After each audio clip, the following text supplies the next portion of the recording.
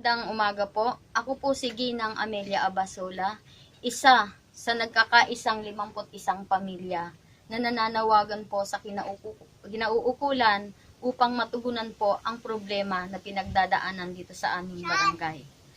Taong 1995 nang kami po ay magsimulang manirahan dito sa Sitio Aplayita, Barangay Bukana, Ternate, Cavite, nung kami po ay relocate ng dating mayor na si ex-mayor Conrado C. Lindo at ng dating gobernador na si former Governor Juanito Rimulya Sr. Nang kami po ay dumating dito, ang lugar na ito ay gubat pa, walang ilaw, walang tubig o puso na mapagkukunan ng tubig. Dahil kami po ay mahirap at ang kinabubuhay lang namin ay pagsasaka at pangingisda lamang, kung kaya't kami ay matagal na namuhay sa ganong sitwasyon. Ito po ang aming mga barangay clearance na nagpapatunay na si Kapitan Eddie Bendo pa po ang sumalo sa amin noong taong 1995 ng aming pagdating. Ito po ang aming barangay clearance na certification po noong panahon po ng nasalanta po ng bagyong Milenyo ang aming bahay. Nasa pangunguna po ang tumatayong kapitan ay si Kapitan Eduardo Bendo. At ito po ang aming mga barangay clearance na nagpapatunay na kung gaano na po kami katagal. Ito po ang aming barangay. Ito naman po ay barangay clearance nung panahong naupo na ang aming barangay captain na si Kapitan Gomez Linayaw Jr. Ito rin po ang mga certification namin na nagmula sa munisipyo nung panahong nakaupo pa po si Mayor Herminio C. Lindo, certificate na nagpapatunay kung gaano na po kami katagal at kung kailan po kami dinala dito sa Sitio Aplayita. Ganon din po si ex-Mayor Adi Lindo, nung siya po ay buhay pa bago namatay, ay nag-iwan din po ng isang certification na nagpapatunay na kami ay inirelocate noong 1995 August 15. Sa panahong iyon ng aming paninirahan, matagal po kaming namuhay, tahimik, payapa at aktibong sumusunod sa lahat ng mga aktibidades ng aming barangay. Subalit, nagsimula ang kaguluhan noong taong 2016 nung lumaban ng mayor si Barangay Captain Gomez Linayaw ng mayor sa aming bayan. Dahil sa kanyang pag-iisip na hindi namin siya ibinoto, doon po nagsimula ang aming mga notice to vacate o panghaharas ng aming barangay captain sa amin. Mula noon po, 2016, siya po ay mayroong taong nakausap na siyang naging dahilan kung bakit binibigyan po kami ng 60 days notice to vacate. Hindi pa po natatapos ang 60 days notice to vacate, binigyan po ulit kami ng 30 days notice to vacate. Ito po, 13 pamilya po ang pinaalis niya. Hindi pa po tapos ang 30 days notice to vacate, binigyan na po kami ng notice to vacate. Ang 13 pamilya po ito na inisip niya na hindi po bumuto sa kanya nung siya'y tumakbo bilang mayor. Ito po. Ang final notice, ito po yung mga taong pinaalis. Pakalipas po ng notice to vacate, sila po ay nagpapirma at nagpatawag sa barangay ng mga tao na ang sabi po ay magbibigay si Kapitan Gomez Linayaw Jr. ng 50 square meter na lupa sa mga tao, kung kaya't ang mga tao ay nagtungo at pinapirma po nila sa blankong papel. Ito po. Katunayan po, ang mga pinapirma nila na tao sa blankong papel ay si Joyce Vergara, Danilo Minkay, Raquel Minkay, Jomar Minkay, Joyce Vergara, at Arian Minkay. Sila po ay isa sa mga 51 families na ngayon po ay lumalapit sa inyong tanggapan. Nang sila po ay makaperma ng blankong papel, nagulat na lang po sila dahil ang kanilang pinirmahan ay hindi po pala attendance ng bibigyan ng 50 square meter. Kung hindi, isang petisyon laban sa 13 pamilya na nais mapaalis ni Barangay Captain Gomez Linayaw sa aming barangay. Ito po, memorandum na isinabmit po sa Sangguniang Bayan. Makalipas po na magbigay ng petisyon sa Sangguniang Bayan, ang ilan pong pamilya na pinaperma niyan sa blankong papel na hindi po pumirma dahil ito ay blanko, pinabigyan po nila ng sumon at kasali na po sa pinaalis ni Barangay Captain Gomez Linayaw Jr. Yung dating 13 pamilya ay naging 23 families na po ang pinaalis.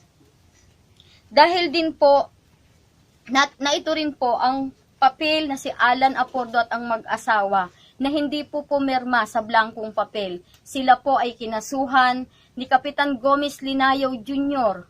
sa korte ng Imos, Cavite ng trespassing at illegal squatting. Ito po ang subpina. Ayan po. Ang complainant po, Gomez Linayaw Jr., ang kanila pong idinimanda, si Alan Apordo at ang kanyang asawa na ito po ang subpina galing po ng Imos.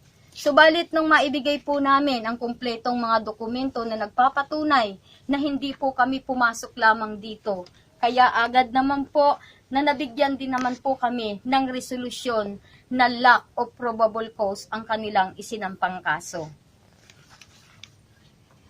Dahil po sa mga kaganapang nagaganap, naisip po namin na mag-meeting ang 51 pamilya upang lumapit po sa tanggapan ng PACC. Kami po ay lumapit at tinugon naman po kami ng PACC sa pangunguna po ni Commissioner Greco Belgica. Ito po ang kanilang papel na sinulat sa DNR ni Greco Belgica. Nang matanggap po ito ng DNR National, tinugon naman po kami ni Ma'am Emeline Talabes para po maaksyonan ang nangyayari dito sa aming barangay.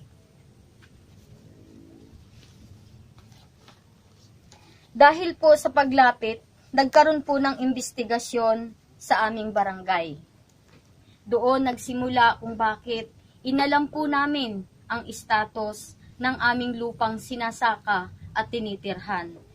Doon ay naglakad kami at nakakuha po kami ng lot description na nagpapatunay na ang aming mga lupang tinitirikan ay Republic of the Philippines. Sabi po nila, ito raw po ay peke. Ito po, certified true copy. Permado po ito ng DNR. Nakalagay po ang Republic of the Philippines. At kung gaano lang po kalaki ang lupang kiniklaim ng Dominga Kinikini. Nakakuha din po kami ng A&D certification. Ito po ay isang A&D certification na kinuha po namin sa Penro 13, sa 13, DNR 13 Cavite. Permado po ito ng mga namumuno ng DNR 13. Ito po. Andyan po. Ito po ang mga A&D certification. Ito po. At na ito po ang cadastral map na nagpapatunay na ang aming pong lupang tayuan at sinasaka ay walang nagmamay-ari. Ito po ay certified true copy. Mga original po itong pinakikita ko sa inyo. Kukuha niyo. Ito po ang cadastral map. Kasama po yan dito. Ang cadastral map po na ito ay kinuha po namin sa DNR Region 4.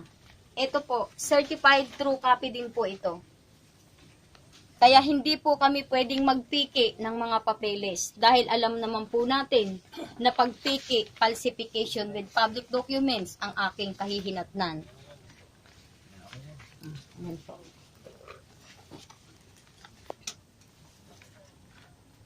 Dahil po nang makuha namin ang lahat ng mga kaukulang papeles na nagpapatunay na ito po ay Republic of the Philippines. Kami po ay nagkaroon ng paghihiring sa DNR. Kami po ay sinampahan ng kaso ni Cabanya, Jimilito Cabanya, sa Imos na ibinato po sa 13. Kung kaya't kami po ay nag-hearing. Ito po ang nagpapatunay na kami po ay nag-hearing ng 2 beses sa DNR 13 at ang ikatlo po ay personal na dito po sa aming bahayan ang hearing. Ito po, natapos po ang hearing noong April 20, 2022 at kasalukuyan pong hinihintay namin ang aming pong resolution kung ano ang desisyon ng DNR. Kung kaya't kami po ay lubos na nagtataka dahil habang hinahantay po namin ang mga resolusyon na magmumula sa kinauukulan, ay bigla na lang pong dumating na ito raw po ay ibininta ng mga kabanya kay Ginoong Gilbert Rimulya. Nagpapakita po sila sa amin, pilit po nilang sinusukat ang aming area kahit wala po silang survey authority. Binabakudan po nila kaming pilit kahit wala po silang court order na ipinakikita sa amin at walang titulo. Tanging ang kanila pong pinakikita sa amin ay isang tax declaration na ang pangalan po ay Dominga Kinikini, na wala pong nakalagay kung ano ang kanyang survey number, lot number, block number, walang OCT, CCT, CLOA number, lahat po wala. At ang kanila pong tinatax ay 10,000 square meter lang po. Makikita po ninyo, pakitutok po, 10,000 square meter po, dinagdagan po nila ng zero. Ngayon po, ang kiniklaim po nila, 100,000 square meter na. Ito po ay kinuha namin sa Assessor 13. Dahil ito po ay daladala nila. Dahil 100,000 daw po ang kanilang tinatax. Nakita po namin, kayo po ang humusga, ayan po ang tuldok. Dinagdagan po nila ng zero. Ngayon po, ang sabi, 100,000 daw po square meter. Yun po ang kiniklaim nila. Nagpakita rin po sila sa amin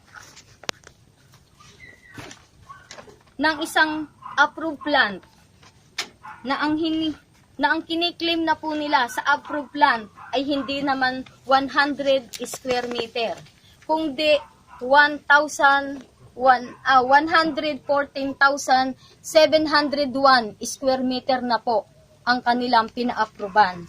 Kung kaya't kami po ay dagling pumunta sa LRA upang alamin kung ano ang status nitong approved plant na ito. Kung kaya't nakakuha po kami sa LRA ng certification na ang kanila pong approved plant na nakalagay ditong 114,701 square meter ay overlaps. Kung kaya't sila ay walang titulo. Nag-o-overlaps po sila. Ito po, galing po itong LRA.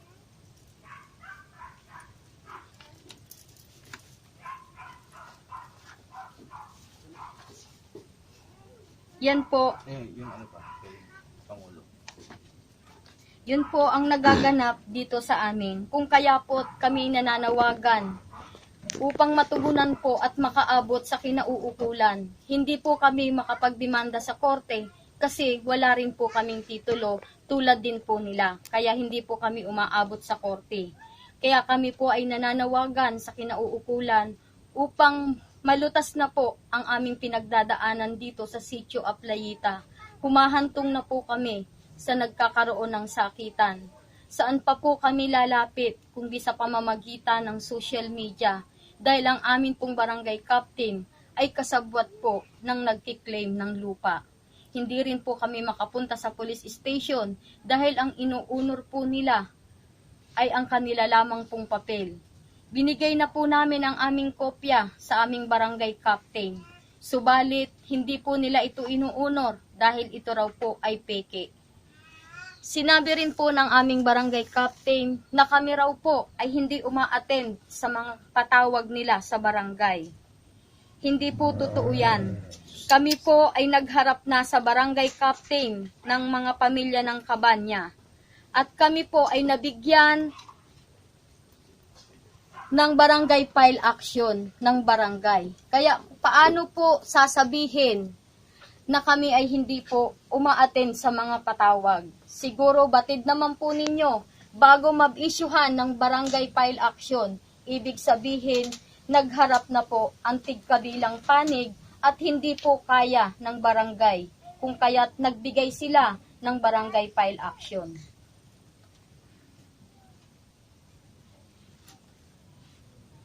Kung ngayon man po ay may ibang hindi kami inaatinan, ay dahil po paulit-ulit na lang po ang kanilang pagbibigay ng mga papel sa amin.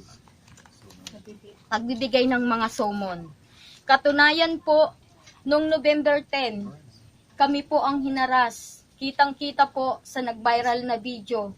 Kami po yung sapilitang binabakudan, kami po yung ginagalitan, sila po yung may kasamang mga dibaril, may pulis. Pero kahapon po ng alas 5:15, dumating po ang aming hepe ng aming barangay at ang 51 families po ay may mga sumon. At sinasabi po sa sumon na ito, kami raw po ay nangharas doon sa nagbabakod. Nakapagtataka lang po, yung sinasabi nila na kontraktor ng nagbabakod ay hindi po taga rito at hindi po niya kilala ang 51 families. Ngunit nakapagtataka na wala po sa area ng pinangyarihan ang mga kasama ko pero kabilang po sa may sumon. Hindi po ito kilala ng kontraktor pero bakit nakapagtataka natukoy niya ang mga pangalan? Hindi po ba't malinaw na ang barangay captain ang may pakana at utak ng lahat ng nagaganap ng kaguluhan dito sa aming barangay. Kaya kami po ay nakikiusap at nagmamakaawa sa inyo sa pamamagitan po ng social media na ito na makaabot po at maimbestigahan at maibigay namin ang tunay na dokumento namin na mapagkakatiwalaang ahensya nang ito po ay matapos na. Pagod na po kami. Hindi na po namin alam ang amin pong gagawin. Hindi na kami makapaghanap buhay. Hindi na rin po kami makapaglinis ng aming mga bukid. Kung kaya ito po ay ipinananawagan namin sa inyo. Na po naming mamuhay ng tahimik, mapayapa, at nang maibigay naman po namin ang tamang edukasyon para sa amin pong mga anak. Yun lang po at maraming salamat. Sana po ay makaabot ito sa kinauukulan.